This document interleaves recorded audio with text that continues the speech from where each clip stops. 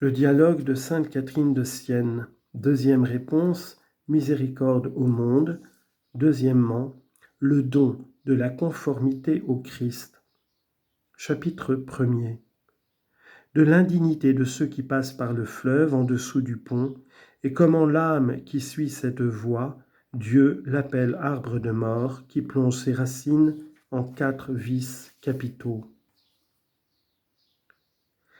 Après que cette âme, par ses paroles, eut un peu mis son cœur au large dans la miséricorde de Dieu, elle attendait humblement l'accomplissement de la promesse qui lui avait été faite, et Dieu, reprenant son discours, lui disait « Fille très chère, tu as parlé devant moi de ma miséricorde parce que je te l'ai fait goûter et voir dans la parole que je t'ai dite. Ce sont ces pécheurs pour lesquels je vous conjure de me prier. » Mais sache bien que, sans aucune comparaison possible, ma miséricorde envers vous est bien plus grande que tu ne le vois.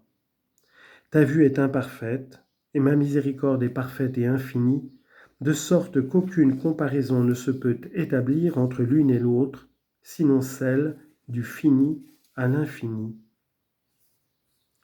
Mais j'ai voulu te la faire goûter, cette miséricorde, et aussi la dignité de l'homme telle que je te l'ai exposée plus haut, pour que tu comprennes mieux la cruauté et la bassesse des hommes pervers qui prennent par le chemin d'en dessous. Ouvre donc l'œil de ton intelligence, regarde ceux qui volontairement se noient et vois en quelle indignité ils sont tombés par leur faute. Premièrement, ils sont devenus infirmes par le fait qu'ils ont conçu le péché mortel dans leur esprit, puis ils l'ont enfanté et ont perdu du même coup la vie de la grâce. De même qu'un mort est incapable d'aucun sentiment et de lui-même ne se peut mouvoir qu'autant qu'il est soulevé et porté par autrui, ainsi ceux qui se sont noyés dans le fleuve de l'amour désordonné du monde sont morts à la grâce. Et parce qu'ils sont morts, leur mémoire n'évoque plus le souvenir de ma miséricorde. L'œil de leur intelligence ne voit plus, ne connaît plus ma vérité, parce que le sentiment est mort, c'est-à-dire parce que l'intelligence n'a plus en face d'elle qu'elle-même, avec l'amour mort de la sensualité propre. Leur volonté aussi est morte à ma volonté, car elle n'aime plus que choses mortes. Ces trois puissances étant mortes, toutes leurs opérations, soit extérieures, soit intérieures, sont donc mortes, aussi quant à la grâce. En conséquence, il leur est impossible de se défendre contre leurs ennemis, ni de céder elles-mêmes, sinon pour autant que je les secours moi-même. Il est bien vrai que ce mort a conservé encore son libre arbitre, et que tant qu'il demeure en son corps mortel, chaque fois qu'il demande mon aide, il le peut obtenir, mais il ne pourra jamais rien par lui-même. Il est devenu insupportable à lui-même, et en voulant dominer le monde, il a été dominé par cette chose qui n'est pas, par le péché. Le péché est un non-être, et ils sont devenus serviteurs et esclaves du péché. J'avais fait d'eux des arbres d'amour par la vie de la grâce qu'ils reçurent au saint baptême, et ils sont devenus des arbres de mort parce qu'ils sont morts, comme je te l'ai dit plus haut. Sais-tu où pousse la racine de cet arbre ? Dans l'élévation de la superbe que nourrit l'amour égoïste de la propre sensualité.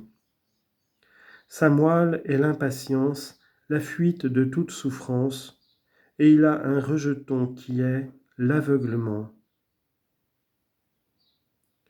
Tels sont les 4 vices qui tuent l'âme de celui que j'ai appelé un arbre de mort, parce qu'il ne puise pas la vie dans la grâce.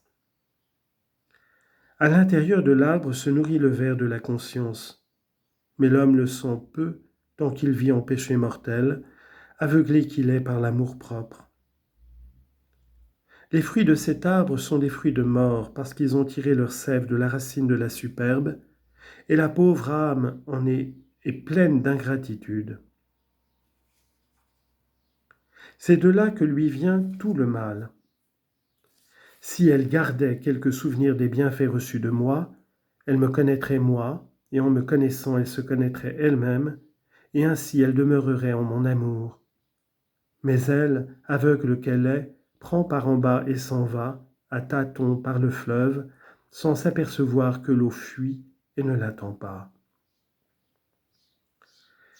Chapitre 2. Comment les fruits de cet arbre sont aussi variés que le sont les péchés, et tout d'abord le péché de la chair.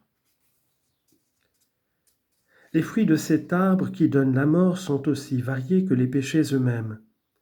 Il en est qui servent de pâture aux bêtes, tels sont ceux que commettent ces hommes qui vont se roulant tout entier, esprit et corps, dans la fange des voluptés charnelles, à la façon des pourceaux. Ô âme vile, où donc est ta dignité? Tu avais été faite sœur des anges, te voilà devenue une brute grossière.